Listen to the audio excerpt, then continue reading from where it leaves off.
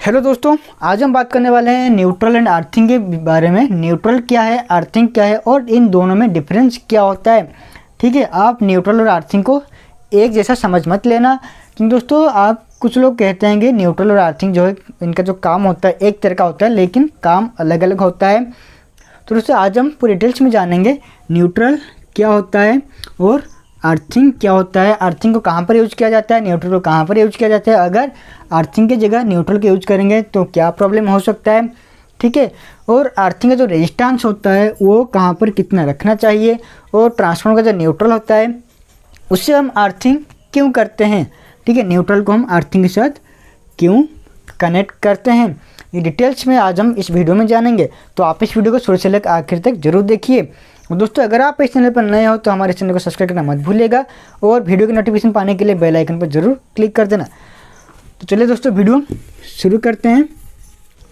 दोस्तों हमारे घर तक जो भी सप्लाई आता है वो क्या आता है, एक आता है फेज का और एक आता है न्यूट्रल का। ठीक है, जो भी सप्लाई हमारे घर पर आता है एक आता है फेज का और एक आता है न्यूट्रल का।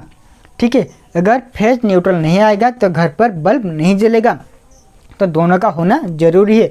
तो जो सप्लाई आता है ये कहाँ से आता है, पहले डिटेल्स में थोड़ा जान लेते हैं।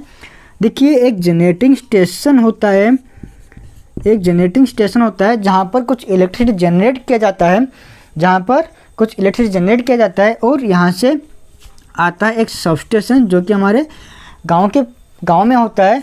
तो ये आता है सीधे सबस्टेशन के अंदर, लेकिन सबस्टेशन के आने से पहले जो ट्रांसमिशन लाइन होता है उनके बीच कुछ बड़े बड़े पावर स्टेशन भी होते हैं, तो उसको मैं यहाँ पर डिटेल्स नहीं बता रहा हूँ। तो जनरेटिंग स्टेशन से सीधा आता है एक सबस्टेशन में जो कि हमारे गांव में होता है।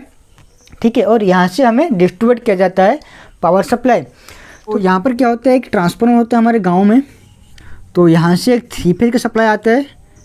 ठीक है, तो इसको आप RY भी दे सकते हो, जो कि हमारा इंडियन इसका सिंबल होता है RY, RY से हम इसको पहचानते हैं। दोस्तों देखिए यहाँ पर 3 फेज का इनपुट हो रहा है ट्रांसफार्मर के अंदर, जो कि जनरेटिंग स्टेशन होता है वहाँ से आता है 3 फेज का, लेकिन यहाँ पर न्यूट्रल नहीं आता है, क्योंकि जो न्यूट्रल होता है वो ट्रांसफार्मर के अंदर ही मिल जाएगा। इसलिए हम न्यूट्रल को ट्रांसमिशन लाइन में यूज नहीं करते हैं, जिससे क्या होता है कि जो ट्रांसमिशन लाइन का जो वायर है, जो कंडक्टर लगता है वो बच जाता है।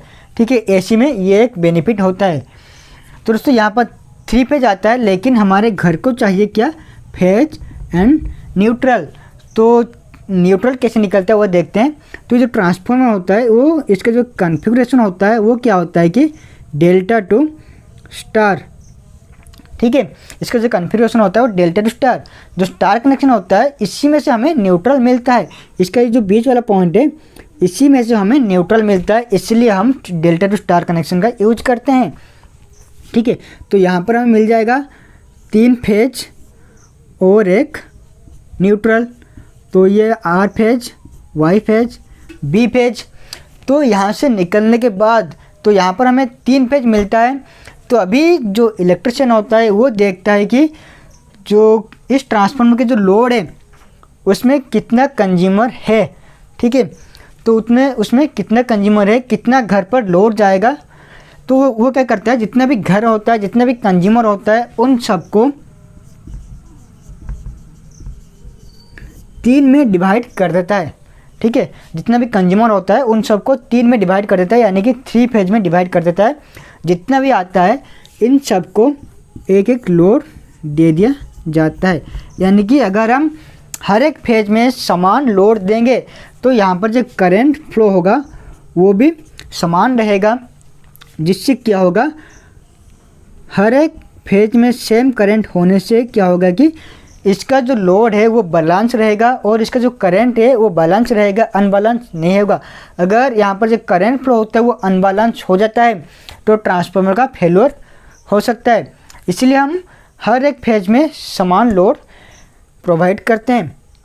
लेकिन इतना सब कुछ होने के बावजूद भी क्या होता है कि इसका जो लोड करंट होता है वो कहीं कहीं पर वेरी करता है। अगर मान लीजिए यहाँ पर 5 एम्पीयर का फ्लो हो रहा है तो यहाँ पर 10 एम्पीयर फ्लो हो रहा है, क्योंकि सारे जितने भी घर होते हैं वो एक साथ बिजली का यूज नहीं करते हैं।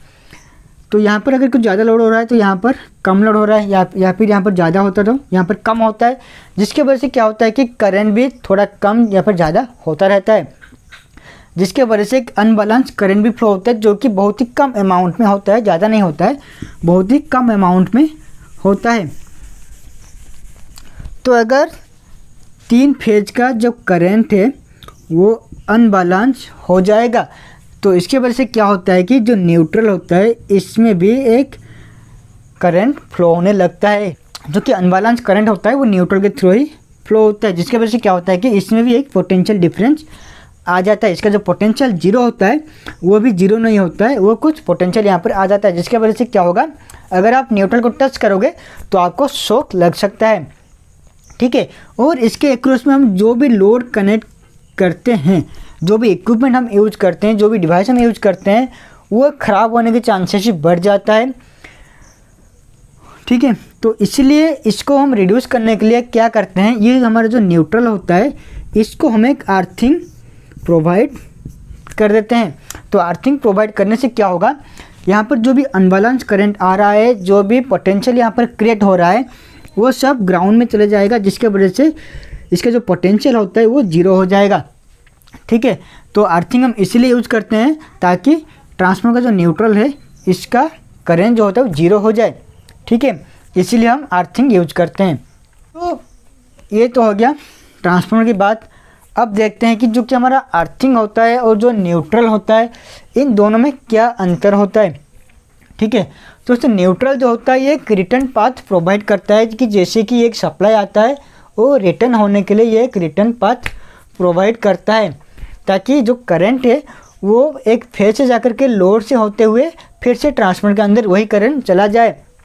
अगर हम न्यूट्रल का सप्लाई प्रोवाइड नहीं करेंगे, अगर जो करंट जा रहा है वो रिटर्न नहीं आएगा ट्रांसफार्मर के अंदर, तो ट्रांसफार्मर जो है ख़राब हो सकता है। इसलिए हम न्यूट्रल का भी यूज करते हैं। और अगर हम बिना न्यूट्रल के सिर्फ अर्थिंग का यूज़ करके हमारे इक्विपमेंट को यूज़ करेंगे तो वो भी ख़राब हो सकता है। तो यहाँ पर न्यूट्रल का काम क्या होता है, वो एक रिटर्न पाथ यहाँ पर प्रोवाइड करता है। ठीक है, और जो अर्थिंग होता है इसका काम क्या होता है, ये हमें एक सेफ्टी प्रोवाइड करता है।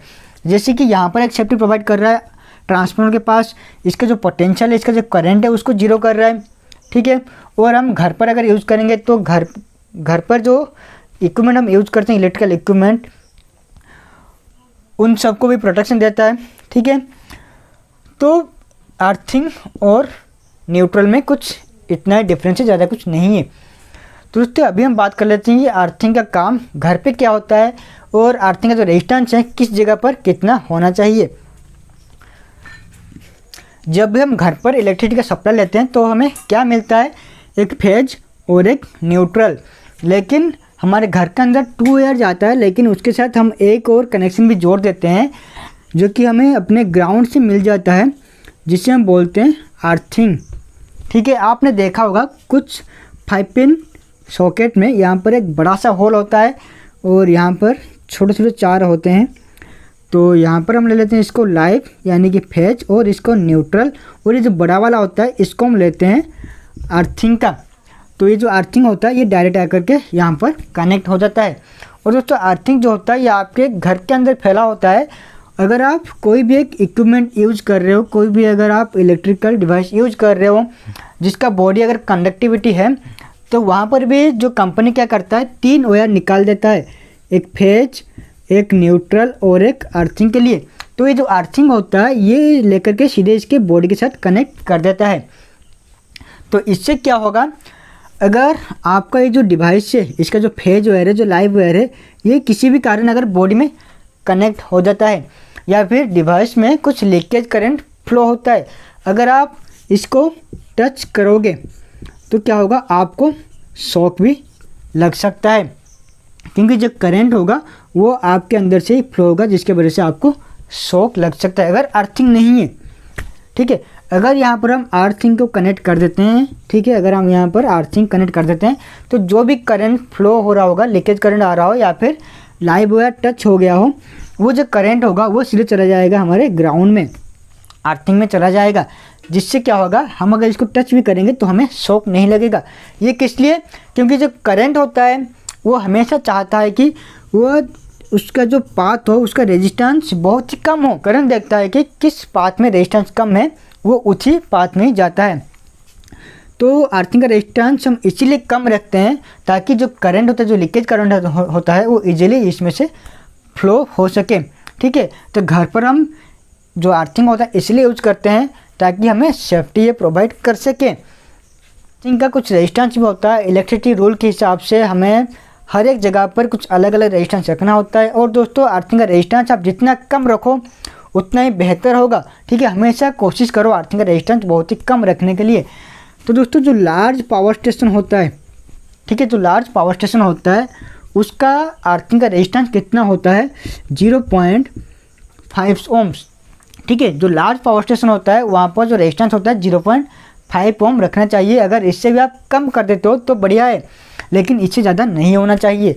और जो मेजर पावर स्टेशन होता है इससे नीचे का, तो वहाँ पर रेजिस्टेंस कितना होना चाहिए, 1 ओम। ठीक है, ये इलेक्ट्रिसिटी का रूल कहता है जो मेजर पावर स्टेशन होता है उसमें रेजिस्टेंस हमें अर्थिंग का रेजिस्टेंस 1 ओम रखना चाहिए, इससे आप ज़्यादा नहीं रख सकते हो।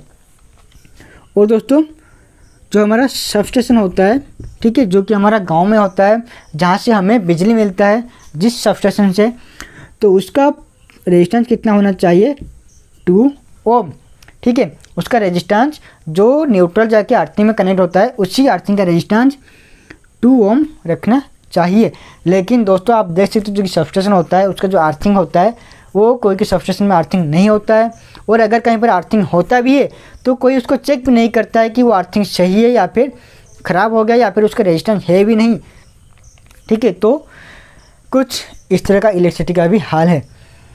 और दोस्तों इसके अलावा उधर जो भी हो गया, हमारा घर हो या फिर कोई फैक्ट्री हो, छोटा मोटा फैक्ट्री हो, ठीक है, उसमें कितना होना चाहिए, 8.0 ओम।